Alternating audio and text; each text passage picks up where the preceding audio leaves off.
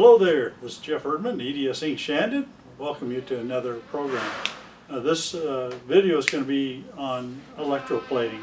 We're going to take a piece of metal and we're going to plate it with copper. And to begin the process, we had to find a solution that would work. And we first tried a vinegar solution, and I tried for about a week trying different variants to get it to plate, and I couldn't do so. So I had a lot of failures.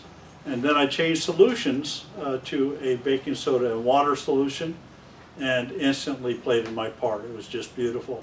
And so we'll show you some of that. Not so much of the fails, but more of the successes, hopefully. So what we want to do first off is to show you the process.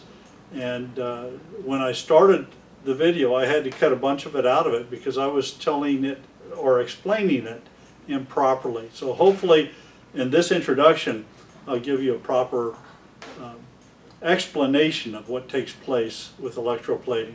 So first of all, you need to have something to contain your solution into. And in my video later on, we'll see the solution that worked well. And I give an explanation of what mix you need to make it happen. You need a beaker. You need to put your solution, in this case it was water and baking powder, and as a solution is some salt. And so that's what I used to accomplish the copper plating that I did. Then you need an anode and you need a cathode. I've got that backwards. Have to properly connect your power. Cathode is negative, anode is always positive. You need a power supply to supply DC voltage. Now it can be something as simple as a phone charger. You could even use batteries. They've plated with those. You just need DC power. Okay? And so in our case, we put in our fluid. We charged these two pieces, our anode and our cathode, and we produced an electrolyte. So we have our anode and we have our cathode. Now what I'm showing you here is basically super microscopic. This is with the electron microscope, and we're looking at the atoms. Okay, so this is our copper atoms that are running on the face of our anode. And what takes place when you hook it to your power, you're robbing these on the face of your anode, you're robbing the atoms on the face of your anode an electron. The electrons are going this direction. Once they lose that electron, they begin to free float in your solution. So here you have your Cu, and it's short one electron. Okay? Your cathode over here is got that electron at once, so they start migrating across your fluid towards your cathode. And so your anode degrades, and you actually get extra structure on the face of your cathode.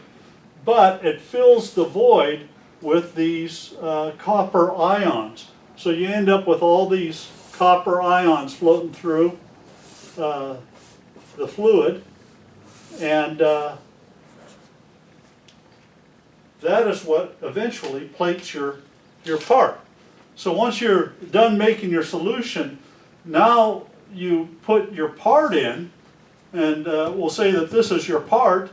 And you've got all these free-floating copper ions, copper sulfides, and then you put your positive charge on your anode, you put your negative charge on the part that you want to plate, and it attracts those copper ions to the face of this. As soon as they get that electron from touching this part, they become a solid again. They're no longer soluble, and so they stick to the face of your part, and that forms a coating of copper on the part that you have. So that's basically a real simple explanation of copper plating, and that's what we're attempting to do. So we have a copper anode, and in this case we have a copper cathode. When we're plating, our part would be the cathode, and it would get the plating from the copper ions in your solution. Okay, so that's an explanation of it. And this is the part that you're going to see that we plated. And it's got a really nice coat on it. I had it polished up, but copper likes to start to oxidize. So it's already started to brown, get darker. But it was very nice and bright. It's got a good coat all the way around it. I don't know how thick that coat is, but it's a nice coat clean around it. There is no exposed metal, so that would actually protect this steel based part. So let's go ahead into the rest of our video. Hope you enjoy. Thanks for watching E.D.S. Inc. So we have our clean solution now.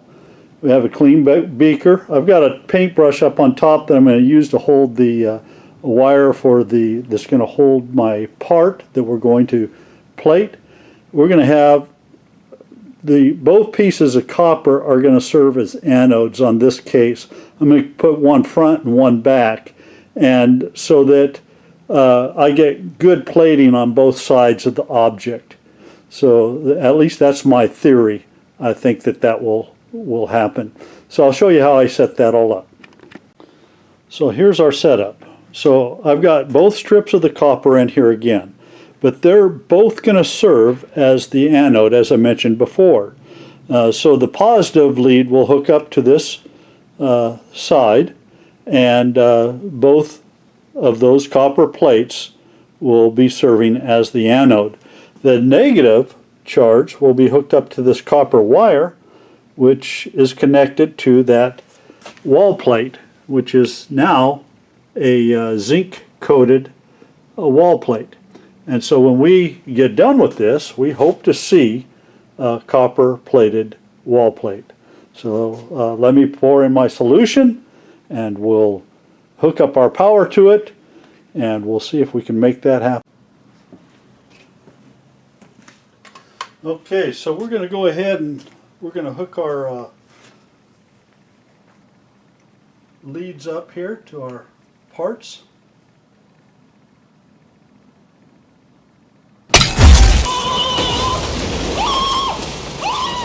Hopefully you can see that in the camera well. Okay, yeah, you get to see that there in the camera. Let's go ahead and we'll turn on our power source.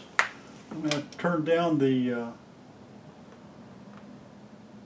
turn this up to 0.2, and you can see the bubbling going on the part that we're plating right now. So that's a good thing. Let's bring you on in. So I've got this set at 0.2 amps, and so this should be beginning the plating process. It'll take, should take, I would say, 5 minutes or so for us to get a thin coat of copper on that. So I'll bring you back once we do. And the process is continuing. Hopefully that's getting plated with copper.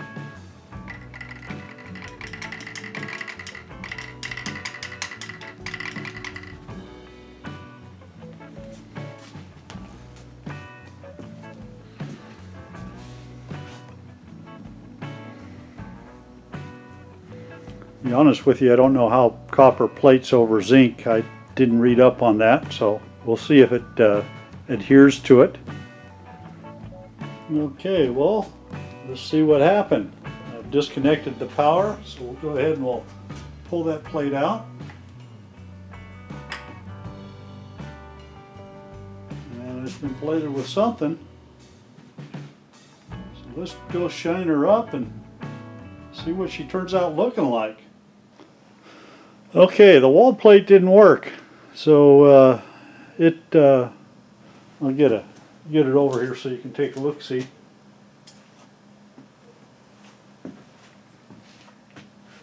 it seemed to disintegrate the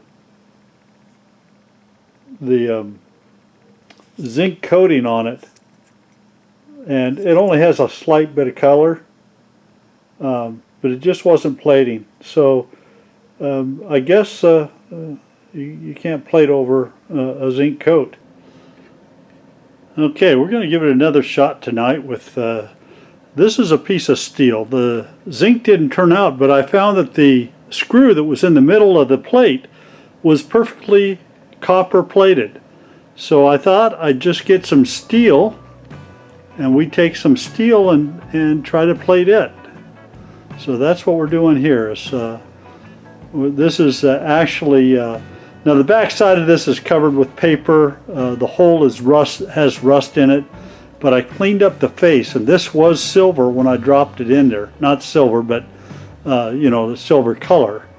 It was raw steel. What this is it's for a grinder wheel, and your clamp on your grinder wheel. So basically, I'm going to see if we can copper plate that, and we'll see what happens.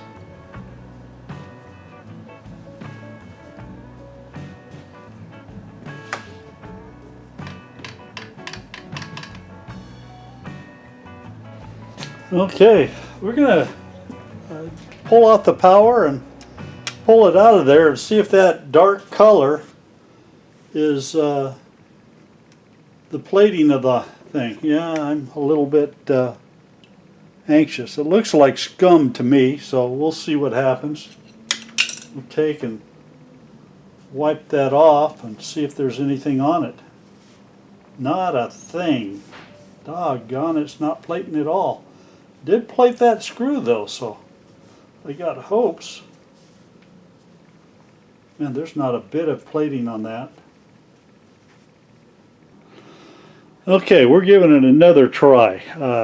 What I found is that the parts that I was using, I didn't properly clean. Now this part in here, I've already tried it, and it's starting to take the color.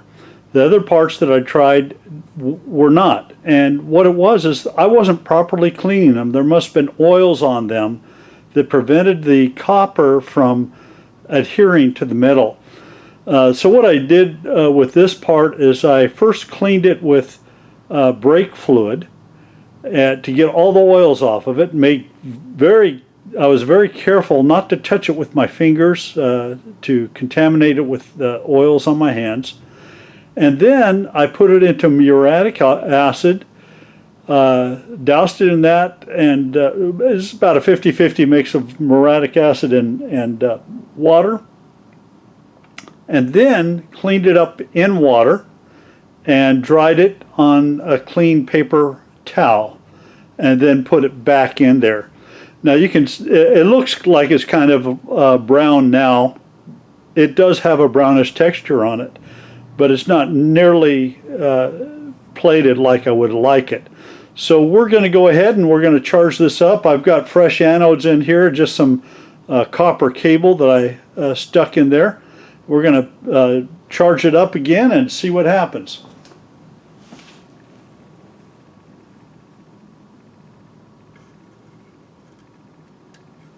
And again, I've got anodes on both sides of this part so that I'm making sure that I'm getting plating all the way around it.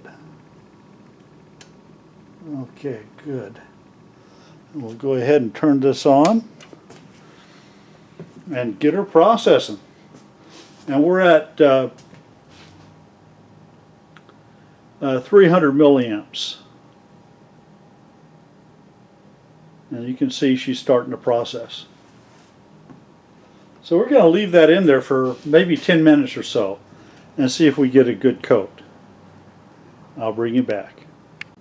So I just pulled this out, and you can definitely see copper color on it. But it really doesn't have the plating that I would expect. I've seen it on YouTube and stuff where within the amount of time that I've had this in there, I've had it in for 30 minutes, and it doesn't have nearly the coating on it that I would expect. So if I'm going to turn up the voltage a little bit, give it another shot. So the results of increasing the amperage still did not advance the plating process. I left it on there for about 15 minutes at 1 amp, and it still didn't show any real progress. This is about the same coloring I had before. So here's what we're going to do. We're going to change this to a baking soda solution, and then we'll come back and try the plating process all over again. So we'll say that this was a failure. Although I did plate that screw real nice, nothing else that I've tried to plate has worked out at all. And this is probably the best color since that screw that I've gotten. But I think what we need to do is change the solution. So that's what we'll do. So after many failed attempts with the vinegar solution, with just limited success on plating my part, I decided to change solutions.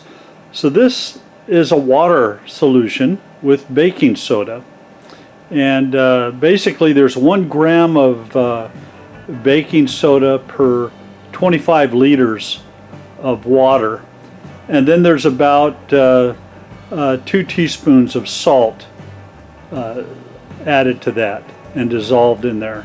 This has been cooking for about 2.5 hours now, and it has a nice blue tinge to it. It's relatively clear, a little bit foggy, but what I've really noticed the difference when making this solution, before the anode was completely white. It had some sort of a sulfuric coating all the way up and down it in the vinegar. The cathode grew long brown hair, and on this case with the water and the baking soda, I don't see those attributes. I do see the depletion of the anodes, but I don't see the formation of that coating on the copper anode or the cathode that I saw before with the vinegar solution. So I don't know what that means, but we're going to go ahead in a few minutes here and try to do some plating with this. I'm getting my part ready now. So I got a real Rube Goldberg going on here. This is has 2 copper plates, one on this side, one on this side. I've got 2 copper wires, one on each side. They're all hooked to the positive terminal.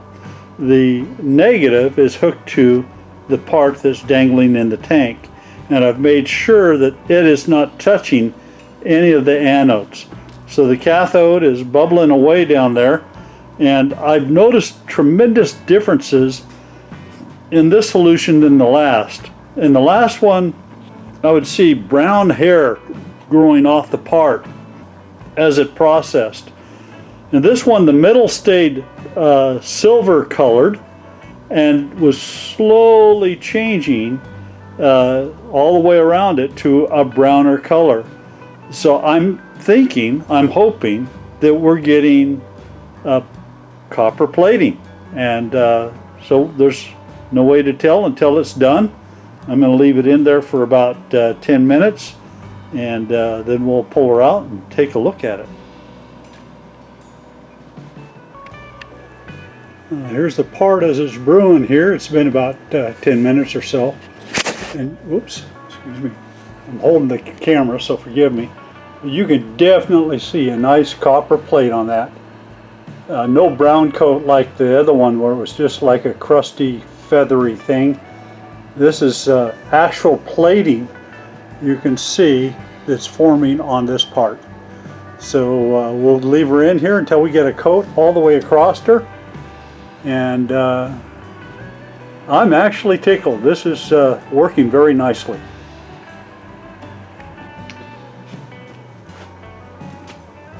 Well, we've had this soaking in here for a while now. I had other things to do today, so I just went ahead and did them. And our anodes are pretty well, I flipped them all. And so I had some clean copper down in the basin, because you can see the, let me see if I can get it up to you. Top part of it's all green, and so I figured it might be stopping some of the ions from spreading through to the part. The solution has gotten bluer though, so to me that's a good sign. That means that things are working, and we're going to go ahead and we're going to pull this out in just a couple more minutes. Let it toast for just a little bit longer, and we'll see how she looks. You can barely see it down there in that muck, but it looks copper to me. It looks like it's got a copper tint to me. So I think we solved our problem. I don't know what I did with the ammonia solution, why that didn't turn out, but it barely plated this very same part that's in here.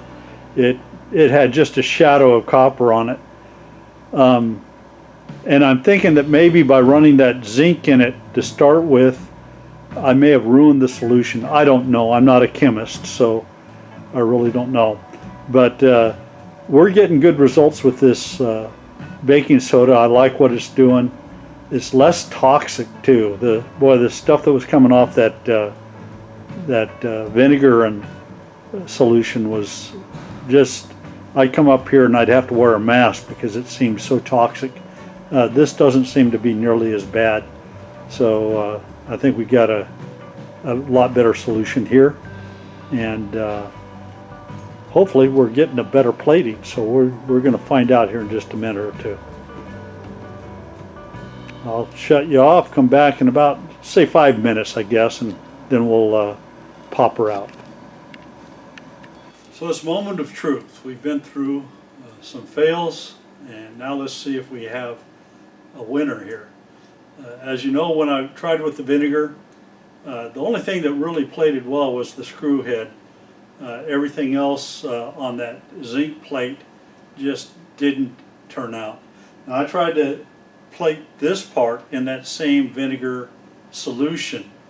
I went through quite a process cleaning it up and putting it into that and trying to get it to work, and I got a little bit of color on it, and that was after leaving it overnight, but very little color, just a spotting of color on it, and it was overgrown with the copper that just, it looked like a hairy beard on the thing, and didn't really accomplish the job. So I made a new solution out of baking soda and distilled water, and put a little bit of salt in there, and it seems like this one's working. So let's go ahead, we'll turn off our power.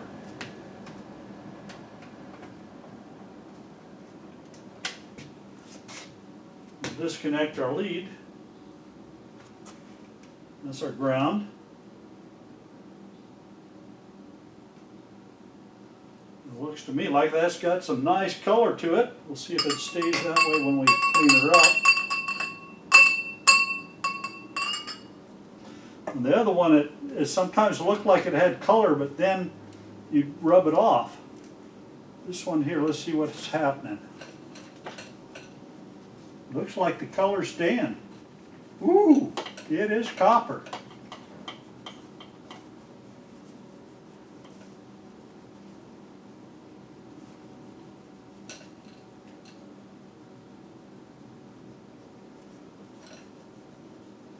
Rubbing all the garbage off of it. Get this wire out of here.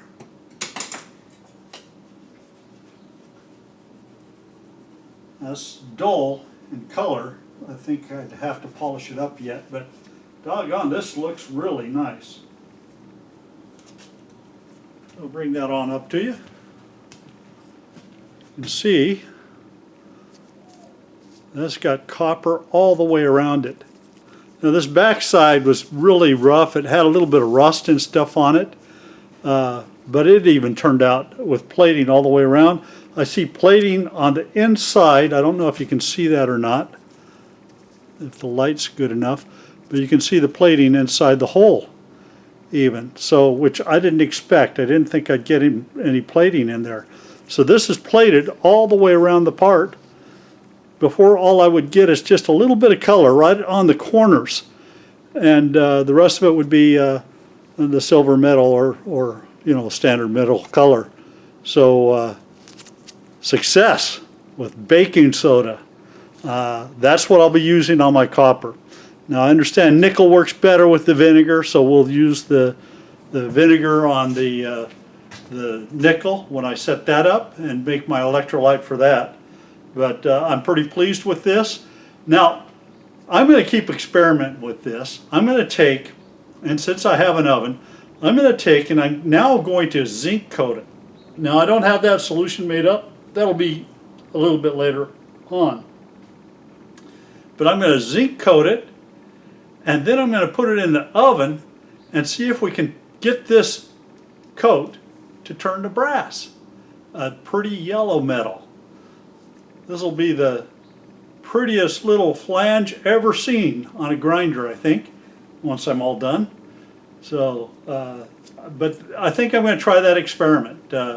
I need to figure out what temperature it needs to be before the two metals blend, and so that I don't melt them off or something like that. And then I'll give that a try. It might be in a week or two, but it'll be another little experiment that we try on plating. So I'm really tickled. This is a total success. This is what I wanted to see the first time I tried it. And I was frustrated. I've spent literally the whole week playing with that vinegar solution, trying different voltages.